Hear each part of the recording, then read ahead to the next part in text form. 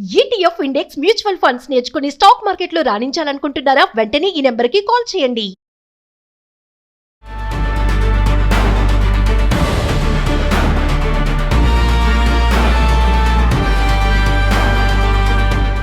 నమస్తే, welcome to Suman TV. Present మనతో పాటు ఉన్నారు corporate and soft skills trainer Madhuravani గారు. నమస్తే మ్యామ్. నమస్తే అండి. మేడం, మీకు గుర్తుందో లేదా, మనం ఒరాకిల్ లే ఆఫ్స్ గురించి మాట్లాడుకున్నాం. 2026 స్టార్టింగ్లోనే 21,000 మెంబర్స్ని తీసేయడం చూసాము. ఇప్పుడు మళ్ళీ ఫ్రెష్గా మళ్ళీ తీయడానికి రెడీ అవుతున్నట్టు ప్రకటనలు వస్తున్నాయి. దీనికి కారణం వచ్చేసి ఏఐ, ఆర్టిఫిషియల్ ఇంటెలిజెన్స్ అంటున్నారు. అదేంటి మరి, ఏఐ వల్ల చాలా ప్రొడక్షన్ వస్తుంది, మాకు ఇంతమంది ఉద్యోగులు అవసరం లేదని తీసేసిన కంపెనీస్ ఇప్పుడు మళ్ళీ ఏఐ వల్ల ఇంకా సమస్యలు ఎక్కువ అవుతుందని ఇంకా తీసేయడం జరుగుతుంది. అయితే ఒరాకిల్ మళ్ళీ ఎందుకు ఈ లే ఆఫ్స్ తీస్తుంది అని అంటే, ఒకసారి ఒరాకిల్ మొత్తం మనం ఇంతమందిని 21,000ని లే ఆఫ్ చేసింది. ఈ 6 monthsలో చూసుకుంటే టర్మ్ వైజ్గా కొంతమంది తీసుకుంటూ వచ్చింది. ఎందుకు అని క్వశ్చన్ చేస్తే ఏఐ వల్ల అని చెప్తుంది. అదే కాకుండా మనకు వచ్చిన రిపోర్ట్స్, అంటే ఎక్కడ కూడా ఒరాకిల్ అఫీషియల్గా అనౌన్స్ చేయలేదు, బట్ రిపోర్ట్స్ ప్రకారం ఏదైతే మనకి రిపోర్ట్స్ వైరల్ అవుతున్నాయో దాని ప్రకారం చూసుకుంటే ఈ September 1st నుంచి ఇంకా కొన్ని లే ఆఫ్స్ చేయడానికి ప్లాన్ వేసింది. సో ఇంకా లే ఆఫ్ జరగబోతున్నాయి రిపోర్ట్స్ ప్రకారం చూసుకుంటే. సో మనం మెయిన్గా ఎందుకంటే మనం ఏఐ మొత్తము ఇప్పుడు $55.7 బిలియన్స్ ఏఐ పైన ఇన్వెస్ట్ చేసింది.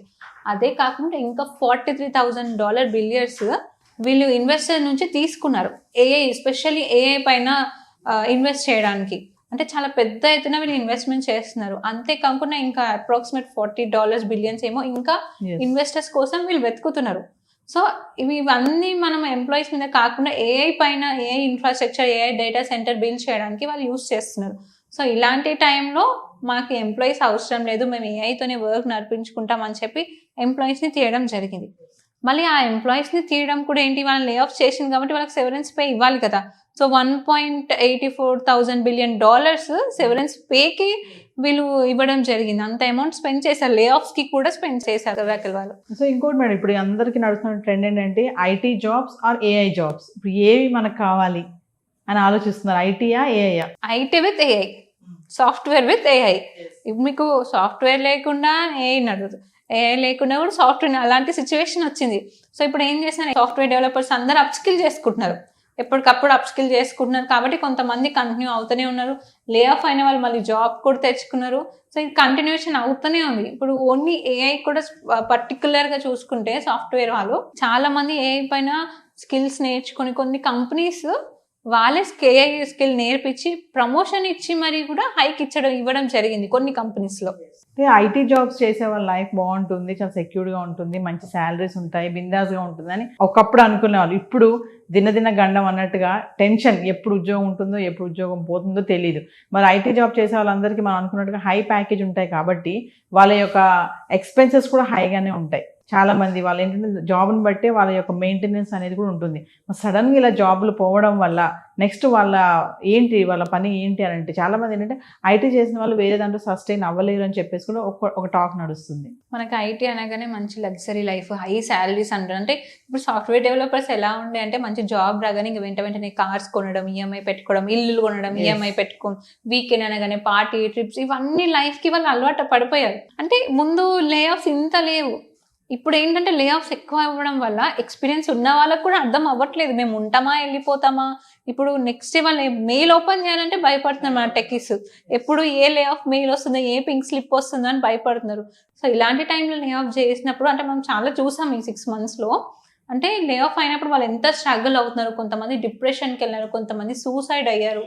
అంటే కొంతమంది ఏంటంటే ముందు ప్రీ ప్లాన్గా ఎవరైతే అమౌంట్ సేవ్ చేసుకొని పెట్టుకుంటారు కదా, వాళ్ళకి అంత ఎఫెక్ట్ పడలేదు.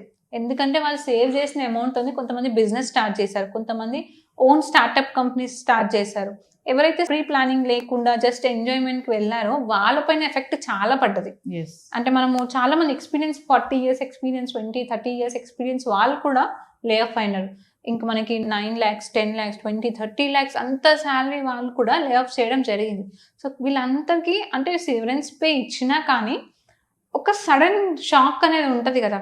అంటే ఇప్పుడు మనకి నెక్స్ట్ మంత్ 1st వస్తే ఈఎంఐస్, 5th వస్తే ఈఎంఐస్, మళ్ళీ పిల్లలు రెంట్, స్కూల్ రెంట్, కొంతమంది పేరెంట్స్ని కూడా చూసుకుంటారు, కొంతమంది డెలివరీస్కి ఉన్న వాళ్ళు ఉన్నారు.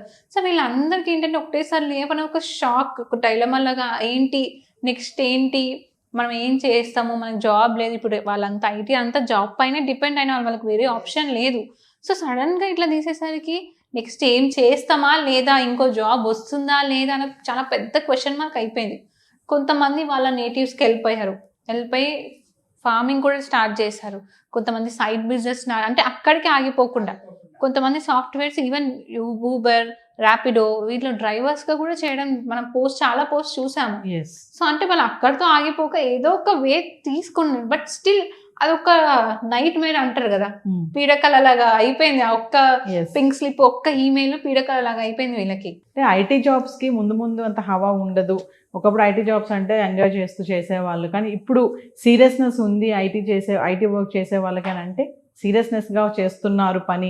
అంటే ఎప్పుడు ఏ టైం ఎలా ఉంటుందో తెలియదని ఒక భయంతో చేస్తున్నారని అనుకోవచ్చు అంటారా? అది మనం సీరియస్ చేస్తామా అంటే వాళ్ళు ఇప్పుడు ఎట్లుందంటే కొంతమంది ఉంటే ఉంటుందిలే, పోతే పోతుందిలే, నెక్స్ట్ ఇంకేదైనా చూసుకుంది అన్న మైండ్ సెట్ కొంతమంది లేదు, నాకు ఈ జాబ్ తప్ప నేను వేరే ఏం చేసుకోలేను అనుకున్న వాళ్ళు సీరియస్గా వాళ్ళ పని వాళ్ళు చేసుకుంటూ వెళ్తున్నారు. బట్ ఎవరైతే మనం జెన్జీ అనుకుంటున్నామో ఉంటే ఉంటుందో పోతే పోతుందని, వాళ్ళు మాత్రం సీరియస్నెస్ లేదు వాళ్ళకి అసలు. సో ముందు మరి ఐటీ జాబ్స్ ట్రెండ్ ఎలా ఉండబోతుంది అంటారు? తగ్గిపోతుందా పెరుగుతుందా? అంటే ఇప్పుడు ఏ వచ్చింది కాబట్టి పెరుగుతుందనే అనుకోవచ్చు. మనకి చూడండి టెక్నాలజీ ఎప్పటికప్పుడు అప్గ్రేడ్ అయింది, కానీ Yes. ఎప్పుడు కూడా వెనక వెళ్ళలేదు. మనకి ముందు కాలంలో మన కంప్యూటర్స్ ఉండేవా? లేదు. కానీ కంప్యూటర్స్ వచ్చాయి, తర్వాత ఇప్పుడు ఇంకా స్మార్ట్ ఫోన్స్, స్మార్ట్ టీవీస్ వచ్చాయి, ఇప్పుడు ఏఐ వచ్చింది. దీని తర్వాత ఇంకోటి వస్తుంది. బట్ మన టెక్నాలజీ మాత్రం అదే ఉంది, ఎందుకంటే వాటిని కనిపెట్టేది మనమే కాబట్టి. Yes. సో మన జాబ్స్కి అయితే ఎలాంటి హామీ ఉండదండి. అంటే మీరు అప్ స్కిల్ అయి ఉంటే, మీకు టాలెంట్ అయి ఉంటే మీ జాబ్స్ మీకు సెక్యూర్గానే ఉంటుంది. ఉంటుంది. Thank you. థ్యాంక్ యూ అండి.